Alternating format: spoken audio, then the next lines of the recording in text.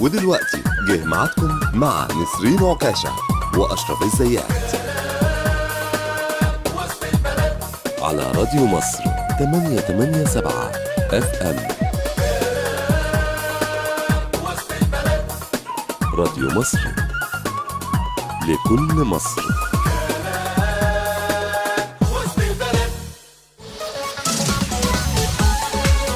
في نهاية حلقة امبارح من كلام وسط البلد كنا وعدناكم ان احنا هنكمل معاكم الجزء الثاني من حلقة الاربع اللي فات، وهو تنمية محور قناة السويس، ولكن الحدث فرض نفسه النهاردة طبعا علينا، وفرحة كل المصريين طبعا وفرحتنا كلنا بالافراج عن الجنود المختطفين في سيناء.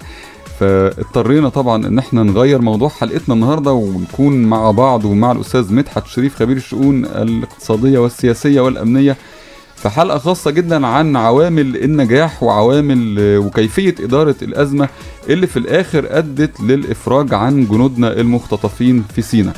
برحب بيك في حلقة كلام وسط البلد أستاذ مدحت. أهلا وسهلا بحضرتك وبأسرة البرنامج. وإحنا هنكون معاكم طبعا من دلوقتي ولغاية الساعة 6 إن شاء الله. وليد السيد وأشرف الزيات. هنروح لفاصل سريعا ونرجع معاكم نبدأ حلقتنا ومع الأستاذ مدحت شريف نعمل عملية تحليل لعوامل نجاح عملية تحرير جنودنا اللي في سيناء. كلمونا من أي تليفون محمول على 1700. كمان بنستقبل كل آرائكم وكل رسائلكم على SMS 91170. انتم لسه مع نسرين عكاشة وأشرف الزيات وكلام وسط البلد.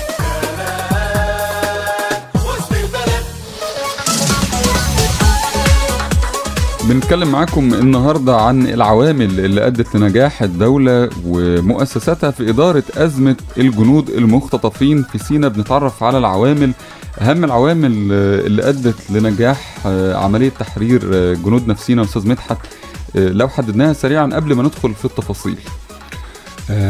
أولا مبروك لكل شعب مصر النهاردة.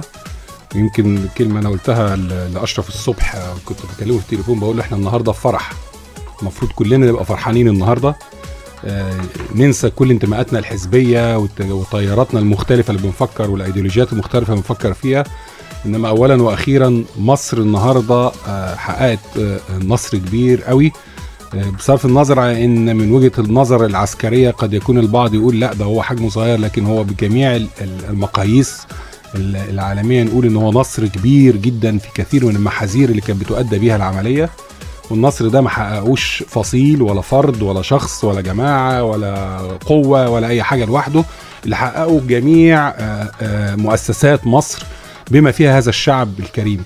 أولا وأخيرا ألف مبروك لمصر، ودي لازم نقولها في الأول وفي الآخر. احنا فعلا النهاردة في فرح، أول طعم الفرح جميل بنحس بيه لنجاح تكاتفت فيه جميع مؤسسات الدولة لإنجاح هذه العملية. ارجع لسؤال حضرتك بعد ما باركت للناس كلها وبقول مرة تانية يا ريت ننسى جميع الايديولوجيات والاطياف والجماعات والافكار والاحزاب. الجميع يفكر دلوقتي ان مصر حققت نجاح هايل ردت بيه كرامة مصر وبدون إراقة دم بالمرة. ده نجاح يحسب لجميع من ساهم في هذا النجاح. الأزمة وكيفية إدارة الأزمة. الأزمة كانت غير تقليدية، هي مش مجرد عملية اختطاف رهائن عادية بتتم في أي شكل من أشكال الاختطافات العادية. لا، ده اختطاف الرهائن ممكن يبقى اختطاف طيارة بالرهائن بتاعتها. العملية محدودة داخل طيارة معينة، معروف مكان كل واحد فيها فين بدقة، وعملية التنسيق السياسي والتمهيد السياسي ليها قبل ما تبتدي تنفذ. لو هي خارج مصر فانت بتنسق سياسيا مع الدولة الأخرى، بتبتدي تعمل عملية الاقتحام للطيارة وإنقاذ الرهائن. وشوفنا احنا على مستوى العالم كتير قوي من التحليلات لهذه اللي عايز أقول إيه الاقتحامات اللي حصلت، وده مش محتاج ان احنا نناقشه تاني، احنا ما بنعيدش نفسنا. الشكل اللي احنا بنتكلم عليه شكل مختلف تماما، عملية اختطاف لعناصر بتمثل هيبة الدولة، عناصر من الداخلية والقوات المسلحة بتمثل هيبة الدولة، وبيحاول بقدر الاستطاعة انه يهين هذه القوة وهيبة الدولة من خلال تصريحات وافلام فيديو بتم بثها بطريقة مهينة للغاية تحت تهديد السلاح للجنود. الكلام ده كله كنا شايفينه بشكل عام ما بيديلكش بالمره شكل العمليه التقليديه لتحرير الرهائن. ايه رايك في بس الافلام دي قبل ما تكمل يعني كلام حضرتك على الجزئيه دي على بعض المنابر الاعلاميه؟ انا شخصيا انا شايف ان ما كانش ليه داعي بالمره انه يبث هذا الفيلم، لان الفيلم ده كان موجود على اليوتيوب في كل حته. احنا بنهين نفسنا، احنا ما بنهنش ولا فصيل ولا جماعه ولا طيار ولا ايديولوجيه ولا، احنا بنهين نفسنا.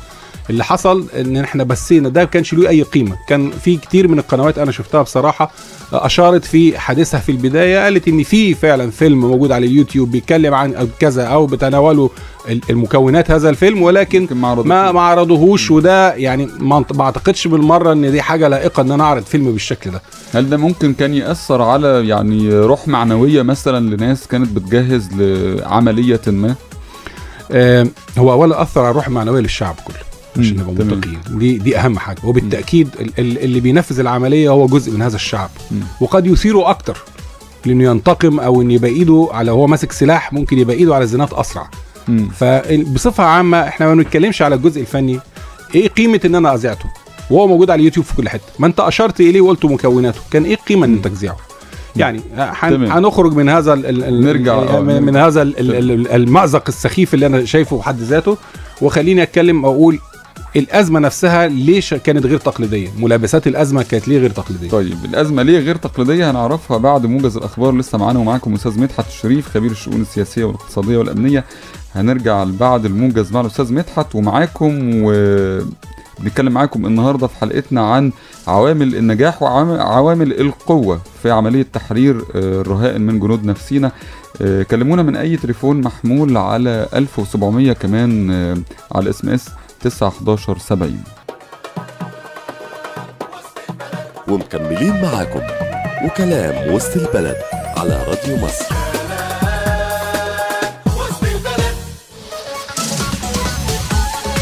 ألف مبروك لكل مصر، والمهم كيفية منع تكرار مثل هذه الأحداث مرة أخرى. ده رأي الأستاذ الباشمهندس محمد خيري. الأستاذ طاهر طلعت بيقول اللهم احفظ جيشنا العظيم.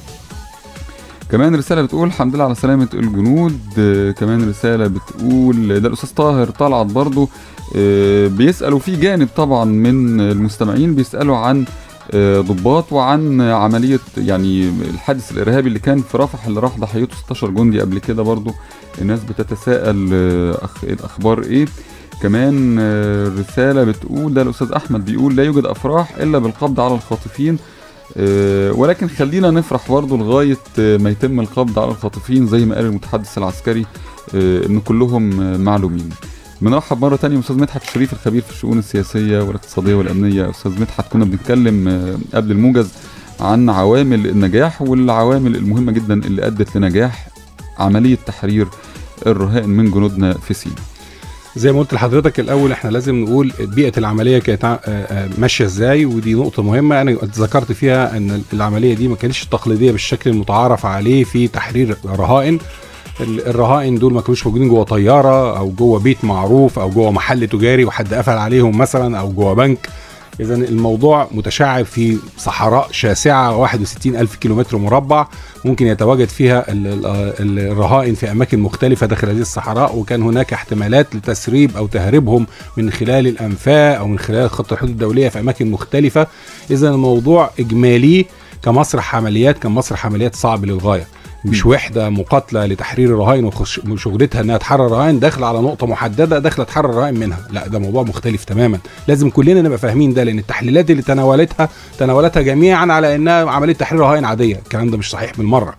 النقطه الثانيه كان في ملابسات سياسيه كتير في الموضوع وابعاد سياسيه كتير جدا بتاثر على منفذ العمليه وبتاثر على اتخاذ القرارات، وفي نفس الوقت في ملابسات تانية اجتماعية لأهالي سيناء اللي هم السند الرئيسي للقوات المسلحة المصرية في أي عمليات سابقة أو لاحقة إن شاء الله، وربنا إن شاء الله ما يجيبش حروب إنما بفرض إنها لاحقة. فإذا الأهالي سيناء هم السند الرئيسي والدرع الرئيسي لحماية سيناء. فهناك ما يؤثر على هؤلاء البشر اللي احنا شايفين وعولنا عليهم كتير وقاسوا كتير في حروب مختلفة على مدار السنين، مجرد انهم اهل هذه المنطقة. زي مثلا تبقى في محافظة اسكندرية تقوم عليك 4 5 6 حروب وانت في نفس المحافظه. تخيل نفسك بنفس الشكل وانت موجود في محافظه جنوب او شمال سيناء، وانت مالكش ذنب في ده، انت ولدت لقيت نفسك في هذه المنطقه. وكان يعني لغايه دلوقتي الكلام طبعا يعني اللي تم تداوله في يعني في المؤتمر الصحفي ان يعني طبعا شيوخ القبائل هناك كان ليهم دور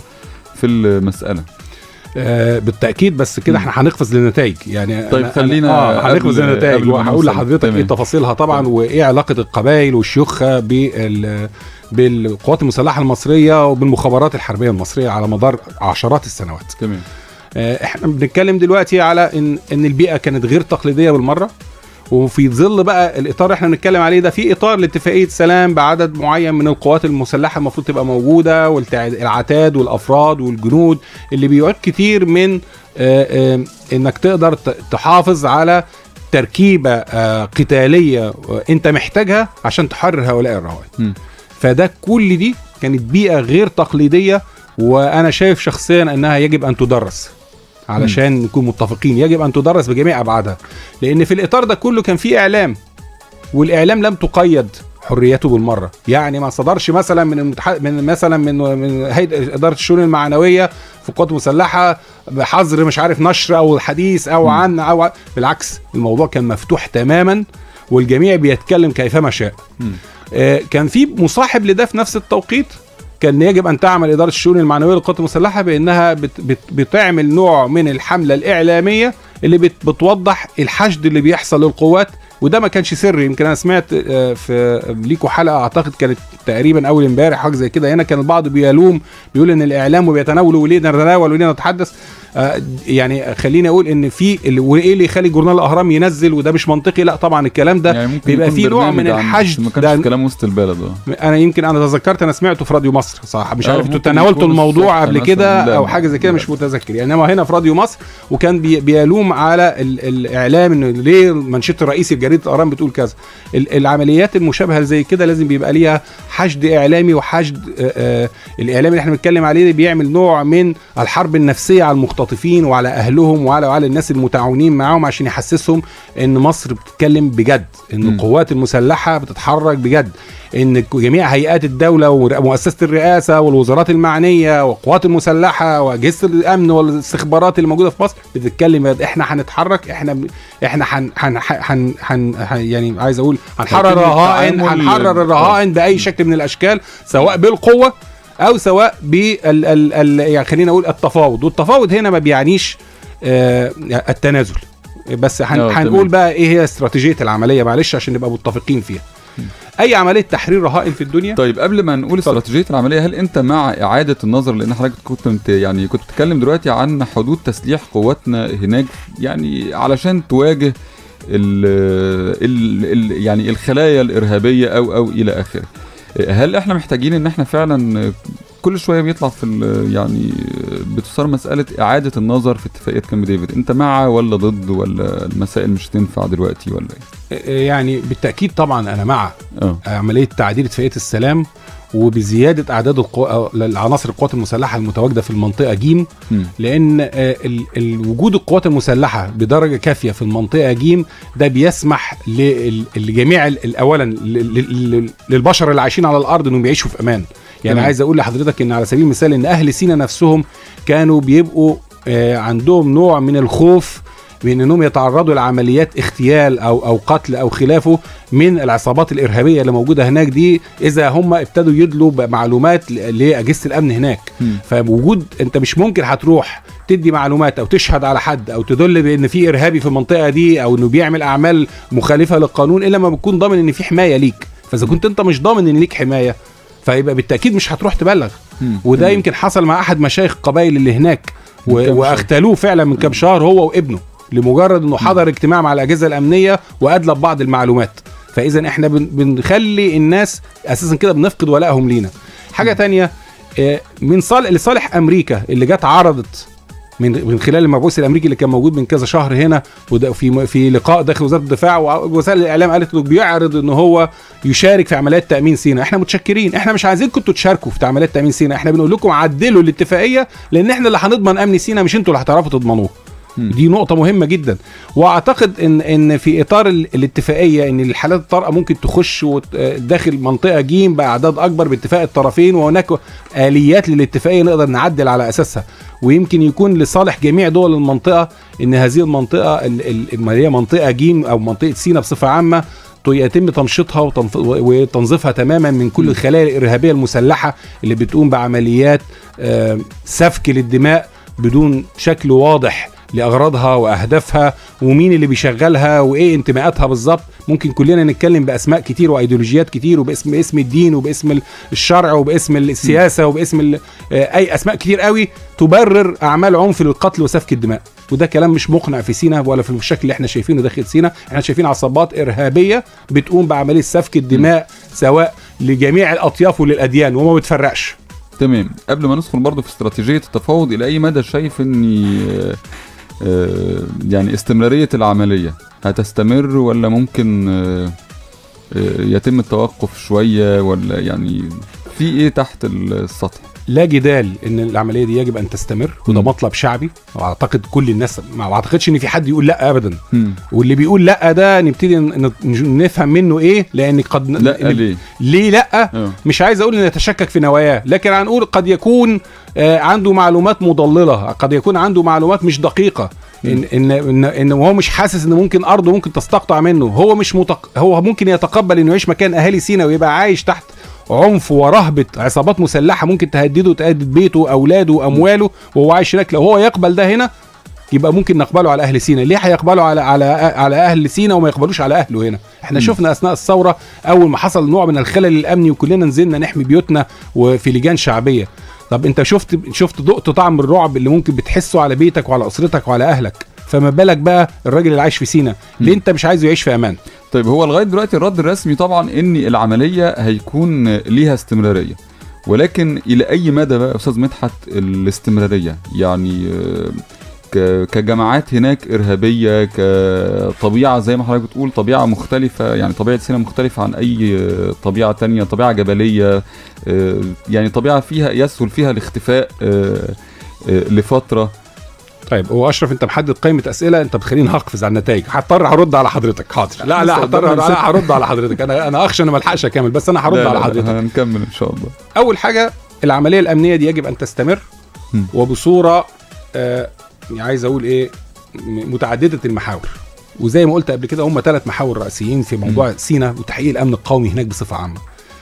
في محور دلوقتي رقم 1 لازم ما نغفلوش، هو محور اللي احنا بنسميه محور التنوير، وده يمكن في التسعينات كان دي السياسه بتاعه اجهزه الامن داخل مصر هنا، ما كانت العمليات الارهابيه منتشره في اكتر من بقعه من بقعه مصر، والناس بتهدد في زي حادثه الاقصر وزي كان في نوع من اللقاءات ما بين رجال الدين المعتدلين زي اللي بيطلعوا من خلال وزاره الاوقاف وبيطلعوا من الازهر الشريف وبيروحوا يقعدوا مع الناس ويتناقشوا ويفتحوا نقاش مفتوح في امور دينيه عشان نصحح المفاهيم ان احنا مش دوله كفره، وان العساكر دول مش عساكر كفر، دول جيش مصر اللي بيحميك وبيحمي اهلك، وان لو الجيش ده مش موجود كان زمان لو انت بتحارب اسرائيل، فلو الجيش ده مش موجود يبقى انت هتلاقي اسرائيل بكره موجوده داخل القاهره، لان بالتاكيد ان مفيش حق بتحميه من غير قوه، القوه هي التي تحمي الحق. فاذا كنت حضرتك ناوي انك تقول لا ده دول جيش كفر، يبقى بالتالي حضرتك اتفضل انت وريني هتعرف تدافع عن ارضك ازاي. طب انت عدي الحدود الدوليه وروح قاتل لو انت قادر تقاتل، انت ليس لك القدره في هذا ولا عندكش القدره ولا العلم ولا الخبره ولا المعرفه بهذا. عايز اقول اولا واخيرا ان رقم 1 في المحاور الرئيسيه بتاعتنا هي عمليات التنوير، ان انا اغير فكر اهل سيناء واوضح لهم ان الدين السمح ما بيقولش الكلام ده، والنظرات التكفيريه اللي موجوده ما بتقولش هذا الكلام. ودي رقم 1. رقم 2 التنمية مهمة جدا، بدون تنمية مش هيبقى في أمن قومي في سيناء، بدون ما هنقيم مشاريع على الأرض، والمشاريع احنا اتكلمنا قبل كده في مشروع تنمية سيناء اللي احنا اتكلمنا علينا حطينا كل تفاصيله، بداية في الزراعة وبداية ان اضخ المية علشان الناس تزرع، وادخل من اهالي وادي النيل الناس تروح تقيم في القرى هناك الزراعية وتزرع هذه القرى، وقلنا ان التكلفة بتاعتها محدودة للغاية، وقلنا للقوات المسلحة عندها الخبرة والدراية الكاملة بإنشاء هذه القرى وفي أسرع وقت ممكن، ونتمنى ان يحصل تكليف للقوات المسلحه عشان تدير هذه القرى. حتى احنا حطينا الشكل البيت المسكن هيبقى ازاي، حتى بنفس الفكر بتاع حسن فتحي اللي هو بدون خرسانات ولا اساسات وبتكلفه محدوده للغايه، ان من جوه القريه دي نفسها بيبقى الناس عايشه وفي جواها مدرسه الفصل الواحد، وده الكلام ده متبع في سينا من الثمانينات، من اول ما دخلنا سينا، من بعد اتفاقيات بعد اتفاقيه السلام والفصل المتعدد المراحل اللي خدناها، كان في مدرسه كل ده علشان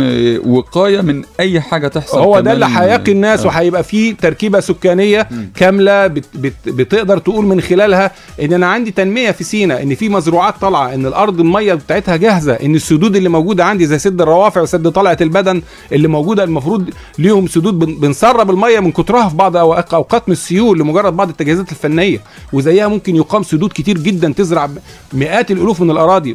ننسى دلوقتي المستثمر الاجنبي يخش في سينا، خليه يجي على مهله، احنا ننمي بنفسنا. الموضوع ده ممكن يتم في وقت ضيق جدا لو اطلقنا العنان للقوات المسلحه وجالها تكليف مباشر من الرئاسه. ابتدي يشغل، نمي المناطق الزراعيه، ابتدي نمي داخل سينا، ابني الهيئه الهندسيه للقوات المسلحه قدراتها غير عاديه انها تقوم بالكلام ده وفي توقيتات محدوده للغايه. واهل سينا وشبابنا مش لاقيين ياكلوا، عايزين ييجوا ويشتغلوا، عندهم بطاله، هيجي وهيشتغل وهيزرع وهيبقى سعيد جدا موجود في الارض دي. ويمكن احنا كان لينا حلقات هنا، ناس كلمتنا موجودين في الانطره الشرقي واخدين مشاريع شباب خريجين واتكلموا عن الموضوع بوضوح. ليه احنا منتظرين؟ تنميه سينا هتبتدي باللي في ايدينا الاول، اللي في ايدينا الاول الزراعه. واكتر حد عنده القدره انه يساعد الناس دي هي القوات المسلحه. القوات المسلحه ادرى بشعابها من اي حد تاني، هي اللي عاشت جواها، هي اللي عارفه، هي اللي علاقاتها بالقبائل والمشايخ واهل سينا قويه جدا عشرات السنين. احنا لازم نكسب لازم نلعب باللي بنكسب بيه. ما ينفعش طول عمري افضل اقول لا انا عندي مؤسسات، لا انا عندي، مش هو ده الاساس. الاساس ان انا ادي للي بكسب بيه دلوقتي، خليه يحط لك البنيه الاساسيه وخليه يحط لك تغيير للشكل والتركيبه السكانيه بشكل يبقى منطقي ومتعادل، ويبتدي يبقى في قرى وفي سكن وفي بشر ساكنين في الارض دي. ازرع سينا بالبشر. تمام، دي مهمه جدا، وده مش هيجي لما احط البنيه الاساسيه. البنيه الاساسيه اللي انا بتكلم عليها اللي هي اسهل حاجه وموجودين، واحنا مهنه اقدم مهنه عرفها تاريخ مصر الزراعه. فابتدي اشتغل، الميه صحيح. موجوده والارض بكر وحواليك بشر عايزين يشتغلوا مش لاقيين يشتغلوا، اديهم الفرصه انهم يبتدوا يشتغلوا. تمام، هنروح لفاصل ونرجع بعد الفاصل نكمل كلامنا مع الاستاذ مدحت الشريف. كلامنا معاكم النهارده عن كيفيه اداره الازمه والعوامل اللي ادت لنجاح عمليه تحرير الرهائن من جنودنا المختطفين في سيناء. انتم لسه مع نسرين عكاشة واشرف الزيات وكلام وسط البلد.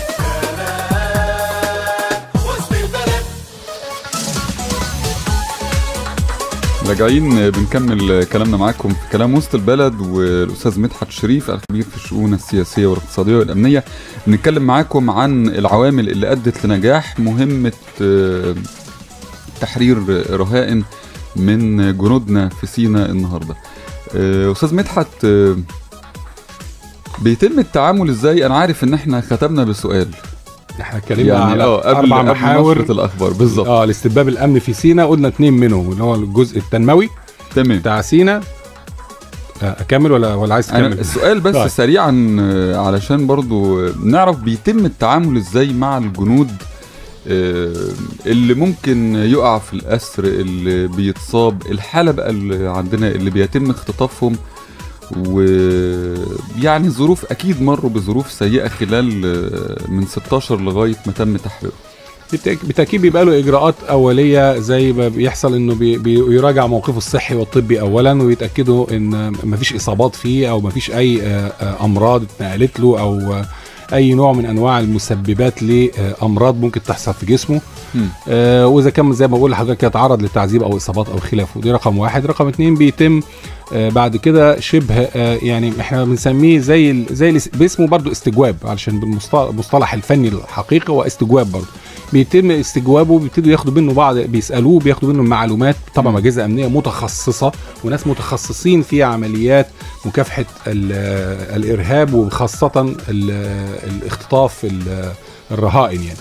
ولكن نفسيا قبل ما نكمل يعني انا بقول لحضرتك هو صحيا بياخد الاول الاجراءات بتاعته. يعني هي صحيا شامله شامله الجزء النفسي، اي اصابات اي مثلا امراض اتنقلت له، ما ممكن يتحقن جوه بفيروس معين نتيجه خدت اي علاجات، حس بمغص او له حقنه، او واحد تاني لقى نفسه مخدر. بس ممكن يلاقي في اطراف اخرى ممكن يبقى له عنده بعد نفسي موجود عنده معين نتيجه الضغط العصبي والنفسي اللي جوه اللي موجود عنده، فده كل ده في اطار المراجعه الصحيه لحالته. طيب بعد يعني الكشف النفسي بيتم بقى معرفة الملابسات واخذ معلومات، يعني بلاش نقول كشف نفسي قوي، نقول مراجعة، يعني هي مراجعة صحية. بنشوفها في الافلام بتبقى بشكل لا ما بتبقاش قوي بالدرجة دي، لان هو الموضوع مش هنا مش بالشكل ده، غير اسرى الحرب. اسرى الحرب اللي بيقعدوا بالسنين دول حاجة دي اللي بتبقى وغير ان الراجل اختطف لمدة 3-4 ايام، فبنقدر نقول ان هي مراجعة عن طريق حد متخصص في هذا الشأن. وبعد ما بتخلص الكلام ده بيبقى في نوع من الاستجواب علشان يبتدي ياخد عنه معلومات عن كيفية الاختطاف، وخاصة في الحالة بتاعتنا دي ان لازال لغاية دلوقتي المجرمين هاربين. تمام. فبالتالي يهمه قوي معلومات عنهم، عن شخصيتهم، عن تصرفاتهم، عن سلوكياتهم، عن ملامح شخصية ليهم، ايه اللي تم خلال المرحلة دي كلها. كل دي معلومات بتفيد أجهزة الأمن. ولكن المتحدث العسكري قال ان هو معلوم تماما الخاطفين مين هم. في المعلومات بالذات محدش يقدر يقول انا كفايه كده انا عرفت هم مين. لا ما ينفعش. أكيد طالما أكيد. عندي مصدر للمعلومات في اطار خطه جمع المعلومات، يجب ان استنفذ هذا المصدر تماما. لانه قد يفيد صحيح. في مرحله مستقبليه. وقد يفيد مش الشخص نفسه، لا قد يفيد باطراف اخرى مشاركه. تمام. هناخد معانا على التليفون دكتور ايمن عبد الباري. اهلا وسهلا. اهلا بحضرتك استاذ اشرف واستاذه نسرين وضيفكم الجميل اللي بيتكلم معانا. طبعا الواحد يعني طبعا بنحمد ربنا ان الجنود رجعوا بالسلامه، وشكر خاص لشعب مصر والقوات المسلحه وكل الجهود اللي بذلت لعودتهم سالمين. طبعا تمام. انا عايز بس سريعا عشان فعلا معانا تليفونات كتيره النهارده وناس كتير جدا عايزه تدخل. هل في تساؤل بيدور في ذهنك ممكن توجهه الاستاذ مدحت الشريف ويجاوبك عليه؟ هو التساؤل اللي بيدور في ذهني وذهن ناس كتيره دلوقتي يعني يعلن على هم زي ما قالوا احنا عارفين اسمائهم وشخصياتهم، لازم يعلن هل دولت فعلا مطلوبين، فيهم ناس مطلوبه هيتم القبض عليهم. ده المتحدث العسكري قال ان مش هنقدر نعلن دلوقتي علشان يعني بيسموها ايه يعني عشان الامن تقريبا. او وانت اللي هترد ولا انا؟ طب ماشي رد انت. طيب ماشي. انا قلت بس عشان سمعت هو بص يا دكتور. طب رد بس بشكل عام بقى، يعني عشان نوضح برضه ان في الحالات اللي زي دي ليه اشرف خلينا اتكلم يا اشرف. حتى التحرك للقوات المسلحه بالكميات دي والاحجام دي اللي شفناها، واللي هي اصلا كان شكلها يرعب يعني اي حد، وكانت دافع اساسي لان الناس دي تتراجع وتسلم الجنود وترجعهم. فالتحركات دي يعني تمت بمبالغ كبيره، يعني لازم قصادها على الاقل يبقى تطهير للبؤر ديات في سيناء. تمام.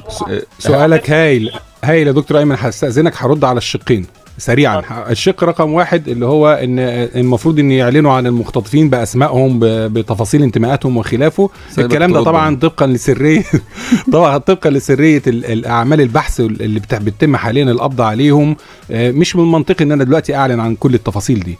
انا المنطقي ان بعد ما ابتدي اقبض عليهم وتبتدي تتم التحقيقات زي اي مجرم هارب، تبتدي التحقيقات معاهم، بيحصل في الاخر ان هو بيعلن عن الاسماء والتفاصيل وقرار الاتهام وكل التفاصيل دي. لو هو محتاج ان هو يعلن بغرض مساعده بعض عايز اقول الشعب بصفه عامه او الناس اللي عايشه في المنطقه انهم يبلغوا عنهم لو هربوا او خلافه، ده شق تاني. ولكن ما اعتقدش ان في الحاله الخاصه بتاعت سيناء هيبقى ده مطروح. الجزء الثاني اللي حضرتك تفضلت بيه وقلت كل الحمله المرعبه اللي اتحركت والقوات المسلحه اللي اتحركت بيها وعملت كل الاجراءات اللي حضرتك بتتكلم عليها. اولا رقم 1 هي عمليه ضغط نفسي عاليه جدا، حمتنا من ان احنا نريق دماء بشر، واعتقد بني ادم واحد يساوي مئات الملايين، وده يهمنا مئات الملايين من الجنيهات والدولارات. ان انا اضمن ان انا اضغط نفسيا واوضح للعالم كله قدرات القوات المسلحه في نقل قوتها في وقت ضئيل واحكام السيطره في وقت ضئيل جدا على بعض المناطق اللي ممكن يكون فيها مسالك جبليه ومناطق صعبه، فده نقطه قوه رقم 2. رقم 3 اللي يمكن نغفله يا دكتور ايمن ان العمليه دي في حد ذاتها هي عمليه اكتساب خبره غير عاديه للقوات المسلحه، وزي ما قلت من شويه قد تدرس في المعاهد العسكريه العالميه في الدول المختلفه، ان كيفيه احداث هزة نفسية قوية لدى المختطفين وبدون إراقة دم، وقدرنا ان احنا نحرر الرهائن في ظروف غير تقليدية. المكان غير محدد، منطقة صحراء شاسعة 61,000 كيلومتر مربع، بتشتغل أجهزة أمن مختلفة فيها، بالإضافة لأجهزة الأمن مش المصرية بس، واجهزه امن زي ما نقول مضاده، اجهزه مخابرات اجنبيه سواء بقى غربيه اسرائيليه ايرانيه، كل الاجهزه بتعمل دلوقتي بقت في المناخ بتاعنا ده، بقت بتعمل بقوه في المناطق الحدوديه اللي موجوده في سيناء. فده في حد ذاته نقطة إيجابية تانية ما نقدرش نغفلها. وزي ما قلت لحضرتك مرة تانية، ما ننساش إن دم بني آدم واحد مصري يساوي مئات الملايين من الدولارات، وده في حد ذاته يدينا إحساس إن إحنا بنقدر قيمة البشر اللي موجودين عندنا في مصر. وما بالك بقى لو كان جندي بيدافع عنك من جيشك أو من وزارة الداخلية. بشكر طبعا دكتور أيمن عبد الباري على مداخلته. معانا الأستاذ محمد عبد الجواد، أهلا وسهلا. السلام عليكم. وعليكم السلام ورحمة الله وبركاته. حياتي لكم وضيفكم الكريم، ودايما موفقين في اختيار فتراتكم ان شاء الله. بشكرك. اتفضل يا استاذ محمد. ربنا يزيد فضلكم. اولا بقول الحمد لله ان هم حبوا يفقدونا الثقه في قواتنا المسلحه. الحمد لله ده مش هيحصل بفضل من ربنا. قواتنا المسلحه قواتنا احنا، قوات مصر، قوات الشعب المصري، مش قوات حد تاني. الجيش المصري هيفضل طول عمره هو جيش مصر بس، جيش شعبها بس. بالظبط. انا بقول الحمد لله ان ثقتنا في بعد ربنا في جيشنا موجوده وهتفضل موجوده باذن الله، وجيشنا عمره ما هيخيب رجائنا فيه. وانا بقول لضيفكم الكريم، يعني السؤال اللي انا بقوله، هل بقى مش ان الاوان ان احنا بقى ناخد بالنا من سينا كويس قوي بقى؟ يعني كفايه كلام ونبتدي افعال. تمام. ده يعني انا بشكرك على مداخلتك استاذ محمد عبد الجواد. ويمكن النقطتين اللي انت ذكرتهم عن تنميه سينا دول كان الجزء بتاع التنميه وناخد بالنا من سينا، بس في جزء اولاني هايل ان هم حاولوا يفقدونا الثقه في قواتنا المسلحه. انا يمكن اقول يحضرني هنا موقف كوميدي شويه، كان في فيلم قديم لستيفان روستي، كانت ليلى مراد ما قالوا لها اطلعي غني عشان يضحكوا الناس عليها، فرد قال لها يعني قال للست اللي طلعتها، يعني بيقول لها هي دي اللي انت بتطلعي الناس يضحكوا عليها، ده ما فيش حد الا لما اعجب بيها. ففعلا القوات المسلحه دلوقتي ما فيش حد الا لما اعجب بيها بادائها وقدراتها، وهي ما كانتش لوحدها برضو، علشان نكون عندنا امانه كان في تكاتف من اجهزه الدوله المختلفه، كل الاجهزه بشكل عام تكاتفت. وعايز اقول ان في كتير من التيارات السياسيه المحترمه كلها نسيت خلافاتها في الوقت ده، وفكرت اولا واخيرا كيف نحيي اسم مصر القوي على ارض سيناء. صحيح. نروح لفاصل ونرجع نكمل كلامنا معاكم. تليفوننا 1700 بنستقبل عليه اتصالاتكم من اي تليفون محمول او من اللي عايز يتواصل عن طريق الاس ام اس 91170. ومكملين معاكم وكلام وسط البلد على راديو مصر.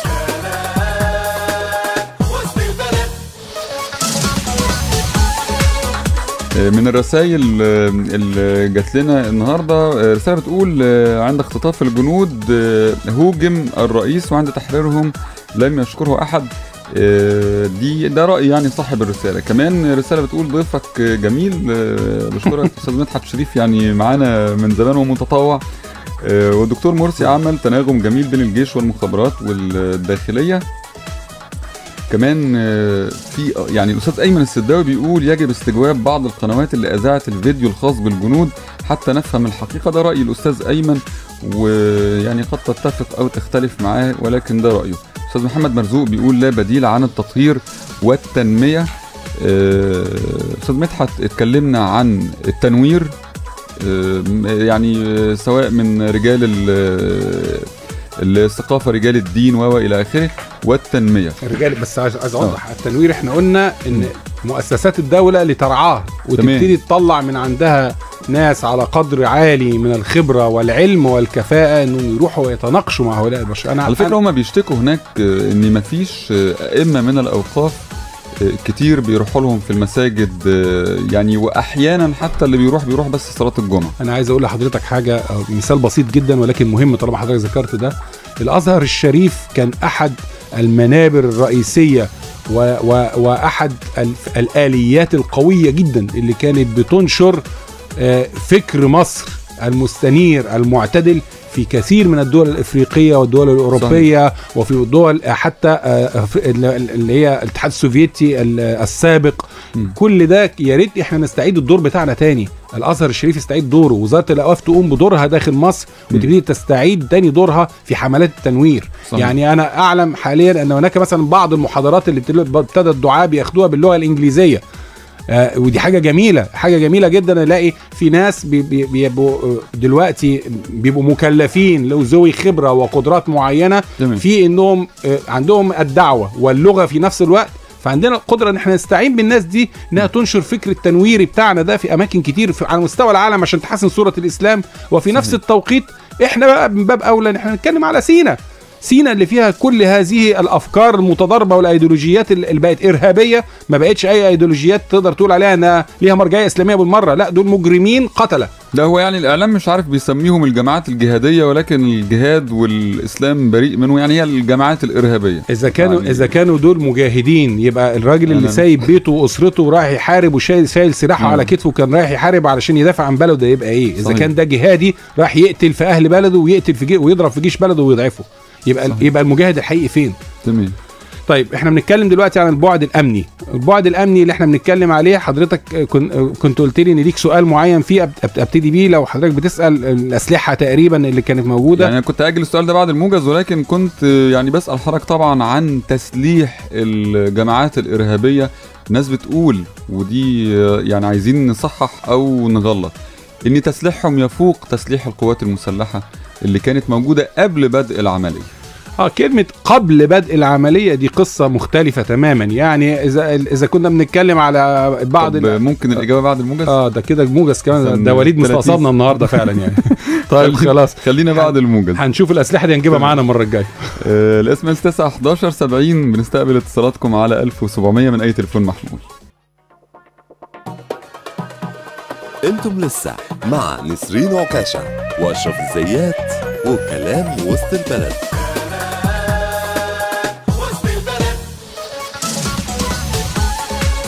من الأسئلة برضو ليك أستاذ مدحت سؤال بيقول لحضرتك: كيف يمكن أن نستثمر ارتفاع الروح المعنوية العامة بسبب هذا النصر على المستوى القومي سياسيا واقتصاديا وأمنيا؟ أنا فاكر زمان لما كنا زمان للأسف يعني لما كنا بنكسب دورة في الدورة الأفريقية مثلا كرة القدم ولا حاجة، كان الشعب كله بينزل في الشوارع يفضل طول الليل بيغني وبيرقص وبيهتف باسم مصر وعيننا بتدمع ونبقى فرحانين قوي. فما بال النهارده نصر كبير قوي لمصر بصورة متكاملة لجميع أجهزتها والقوات المسلحة والمخابرات الحربية على وجه الخصوص كمان. دول كلهم المفروض ان احنا كنا كلنا نبقى سعداء النهارده وكلنا نبقى سهرانين في الشوارع بنفرح ونغني وبنرقص، بس مش هو ده الاساس في الرقص يعني، علشان بس ما حدش مش بس في الرقص، بس انا قصدي ان يبقى فعلا هناك دافع قومي ان الجميع يتخلى عن مطالبه عن مصالحه الشخصيه ومصالح الفئات والجماعات والاحزاب والتيارات ويفكر اولا واخيرا في مصلحه مصر. ودي اجابه برضو على السؤال مهمه جدا. سؤال للاستاذ عبد اللطيف بيقول يعني يا ريت توجه رساله. انا بس هختصر الرساله بتاعتك استاذ عبد الله وبستاذنك علشان النهارده احنا مش عايزين نذكر يعني حاجات مسميات، يعني حتى لو كان في جبهات خلينا فرحانين خلينا فرحانين، ولكن هي الرساله وجهها طبعا استاذ مدحت دلوقتي لاي معارض لاي حاجه عامه يعني. انا لحظه واحده، انا بوجه الرساله للجميع سواء بالزبط. معارض في الحكم في اي مكان، الجميع يعلي مصلحه الوطن فوق مصالح الفئات والجماعات والاحزاب والاشخاص. وكمان في استاذ مدحت جاوب بتهيالي وممكن تجاوب برضو سريعا استاذ مدحت على تساؤل بيقول: عدم الكشف عن شخصيه الخاطفين وعدم القبض عليهم بيثير الشكوك، وده جاوب عليه المتحدث العسكري، ولكن سريعا ممكن تجاوب عليها تاني. زي ما قلت قبل كده قد يضر بسير التحقيق في القضية وسير المتابعة والملاحقة للأشخاص دول إن أنا أعلن الموضوع ده على الملأ. دي نقطة رقم 1. رقم 2 في الموضوع، بس علشان نبقى كلنا فاهمين، مش عايزين نبتدي بنظريه المؤامره تاني. مش كل حاجه في الدنيا هتفضل بنظريه المؤامره. من ليه متشككين في كل شيء؟ احنا ده في ناس تشككت في قدرات القوات المسلحه انها تردع الناس دي في البدايه، وهو موضوع يعني انا اسف يعني ده مبدئي. انا قلت قبل كده في اكتر من مناسبه اعلاميه وسواء في قنوات تلفزيونيه او في الراديو هنا، العمود المسلح القوات المسلحه هي العمود الفقري لهذه الدوله. يجب الا نغفل ان القوات المسلحه مؤسسه محترمه لها قدراتها.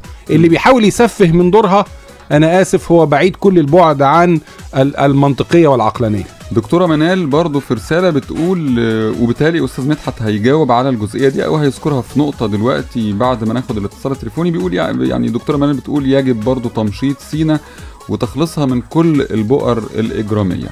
على التليفون معانا باشمهندس محمود عوض، أهلا وسهلا. اهلا بيك يا فندم، ازي حضرتك؟ اهلا بحضرتك، اهلا وسهلا. انا طبعا بشكر ضيف حضرتك الكريم الله اللي هو بيدينا معلومات محترمه جدا ومهذبه جدا ومنمقه جدا. بس انا بصراحه يعني ليا تحفظ على موضوع ان احنا يعني الناس دي لازم نتخذ معاهم موقف قوي ورادع وعنيف بدون المساس باهل سينا. هو دي النقطه اللي انا يعني كنت بتصل بصراحه. طيب هل المؤتمر النهارده اللي كان في وجود المتحدث العسكري ومتحدث الرسمي باسم رئاسه الجمهوريه ومجلس، انا حضرتك بامانه ربنا انا سمعت الرئيس لما قابل الناس والحديث اللي ذاتوه في تمام يعني هو الكلام ان العمليه هتستمر بس بصراحه انا العتاب الوحيد اللي على الرئيس مرسي حاجه مهمه جدا، ان هو ما اشارش بولا كلمه واضحه وصريحه ومؤكده ان دول مجرمين. هي دي اللي يعني مضايقاني جدا. طيب يعني خلي استاذ مدحت يرد عليك بقى في النقطه دي. تسمح لي اعلق بس حضرتك من الرئاسه ومن الدنيا كلها ومن القوات المسلحه ومن الجيش وده كله. بس الرئيس مرسي كان حريص زياده عن اللزوم على الارهابيين، مش عارف ليه. لا انا هقول لك بقى على حاجه، انت محتاج فعلا، بشكرك طبعا باشمهندس محمود، ولكن انت محتاج تسمع المؤتمر الصحفي تاني او المؤتمر اللي كان بحضور دكتور محمد مرسي علشان تتاكد من جزئيه ان الرئيس كان حريص على الارهابيين ولا مش حريص على الارهابيين، لان ده مش الكلام ده مش صح خالص. انا تعليقي اولا بس على الجزء الاول اللي حضرتك اتفضلت بيه، انك بتشير ان احنا لازم ان حضرتك متحفظ وان لازم ان احنا نقبض على المجرمين دول. ده بديهي، احنا لسه ما اتكلمناش على البعد الامني اساسا. ده رقم واحد. يجب ان هؤلاء الاشخاص يتم القبض عليهم وتقديمهم للعداله ومحاكمتهم زي اي مجرم عتيد في الاجرام، لان دول فعلا مجرمين عتيدين في الاجرام، ودول بيمسوا الامن القومي المصري، فيجب ان يحاكموا محاكمه عادله وتوجه لهم التهم اللائقه. انا من وجهه نظري الشخصيه، انا مش رجل قانون، انا شايف ان هم يحاكموا بتهمه الخيانه العظمى لمجرد إهانة القوات المسلحة المصرية وإهانة الشرطة المصرية بالشكل المزري اللي كانوا عاملينه في سواء بعد الاختطاف وفي شريط الفيديو وما إلى هذا. قد يكون كان ممكن احنا ما نقولش ان هم فعلا مش ما يقصدوش الإهانة لو هم ما زعوش الشريط وعملوا الشريط السافل اللي كنا شايفينه كلنا ده. الجزء الثاني والأهم قصة تحليل خطاب السيد الرئيس. أنا أعتقد ان هو ذكر تفاصيل كتير في هذا الخطاب، ولكن ده مش موضوعنا النهارده. يعني احنا لو احنا بنحلل خطاب السيد الرئيس يبقى لازم بقى نجيب الخطاب بالكامل ونبتدي نتناقش فيه تفصيليا ونذيع مقاطع منه، لكن ده مش موضوعنا النهارده عشان نحلل النوايا. ولكن ما ذكر اعتقد انه ذكر وقال ان احنا هنلاحق المجرمين. اعتقد انا سمعتها بنفسي وانا جاي هنا في الراديو وانا جاي في الطريق للاذاعه والتلفزيون، ولكن ما علينا، ده مش من حقنا ان احنا نحلل الخطاب النهارده لان ده مش موضوعنا. بالاضافه ان الخطاب بالكل لازم يذاع، اللي يبقى على الملأ مقاطع وتبتدي تعلق على مقطع عشان يبقى في عندنا امانه وحياديه في هذا التعليق. تمام. نروح لفاصل وهنرجع بعد الفاصل. لا راجعين والله، البعد الامني احنا نسيناه خالص. لا راجعين عشان نكمل البعد الامني، وما جاوبناش برضه على سؤال تسليح الجماعات الارهابيه اللي بعض الناس بيقول ان هو تسليحهم يفوق القوات المسلحه في سيناء قبل بدء العمليه. تمام، هنروح لفاصل ونرجع لكم بعد ومكملين معاكم وكلام وسط البلد على راديو مصر.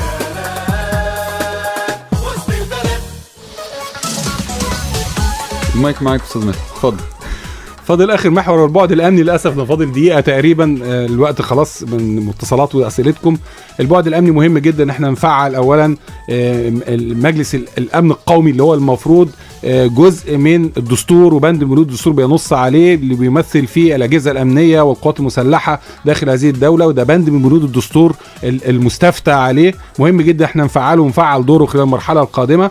مهم جدا القوات المسلحه تعمل جاهدة من خلال مؤسسات الدولة المختلفة ومن خلال وزارة الخارجية على تعديل معاهدة السلام ما بيننا وبين إسرائيل لزيادة القوات العسكرية في المنطقة جيم، وده لصالح الجميع. وأعتقد ده بالنسبة لنا مثل قوي الحدث دلوقتي. مهم جدا أن أكمل وبقوة شديدة عملية التمشيط والبؤر الإرهابية والقبض. أهم نقطة أن احنا نقبض على المختطفين ونقدمهم للعدالة على مرأى ومسمع من جميع أبناء الشعب المصري لفعلا ليحققوا القصاص. بشكرك أستاذ مدحت شريف الخبير في الشؤون السياسية والاقتصادية والأمنية، كنت معانا من 4 لغاية دلوقتي. بشكرك وليد، أنا قمت فعلا عشان الوقت. بشكرك. كان معانا وليد السيد من الهندسة الإذاعية، ونشوفكم بكرة على خير إن شاء الله. ونسرين عكاشة والمصري ما يتنسيش.